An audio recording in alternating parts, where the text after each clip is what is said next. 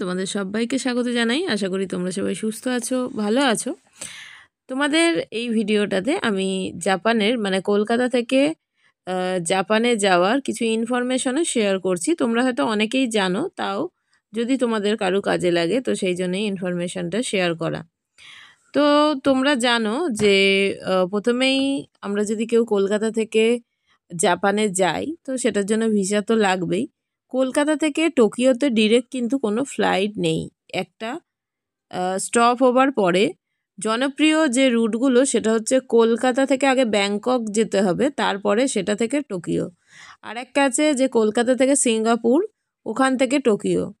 আর একটা যে রুটটা সেটা হচ্ছে কলকাতা থেকে দিল্লি, ওখান থেকে টোকিও। আর হচ্ছে কলকাতা থেকে কুয়ালালামপুর, সেখান থেকে টোকিও। তো সম্ভাব্য এটা তোমরা জানো যে সিজন তো অফ সিজনে এটা কিন্তু ভেরি করে, তো সবসময় একই রকম থাকে না। 1 জাপানিজ ইয়েন মানে হচ্ছে আমাদের যেটা ইন্ডিয়ান রুপিস 59 বা 57ও, এটা ওঠানামা করে। অ্যাকচুয়ালি 57 থেকে 60 রুপিস অবধি ওঠানামা করে কিন্তু এটা। আর জাপানে থাকার যে ব্যবস্থা সেটা, যেটা আমাদের হোস্টেল, ওখানে যে হোস্টেলগুলোতে কিন্তু একটু দামটা সেই তুলনায় একটু কম হয়। এছাড়াও বাজেট হোটেল আছে, মানে সব থেকে হোস্টেলে থাকলেই এটা সুবিধা। তাছাড়াও বাজেট হোটেল আছে, স্ট্যান্ডার্ড হোটেল আছে, অ্যাপার্টমেন্ট আছে।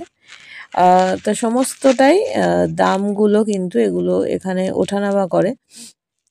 আর এমনি খাবারের জন্য সাধারণ এমনি রেস্টুরেন্ট আছে, ইন্ডিয়ান রেস্টুরেন্ট আছে। এছাড়া বাড়িতে যে রান্না করা হয় সেটাও কিন্তু একটা মান্থলি চার্জ হিসেবে এরকম কিন্তু ইনভেস্ট করে ওখানেও কিন্তু খাওয়া দাওয়া করতে পারো। জাপানে যারা কাজের জন্য যেতে চাও সেখানে স্কিল ভিসা বা ওয়ার্ক যে ভিসা সেটা লাগবে।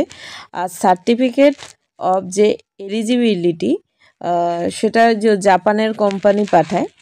আর টেকনিক্যাল, নার্সিং, আইটি, হোটেল, এগুলো কনস্ট্রাকশন কাজ কিন্তু এখানে বেশি আছে। ইংরেজির সাথে যদি জাপানিজ ভাষা জানা থাকে তাহলে কিন্তু কাজ খুব সহজেই পাওয়া যায়।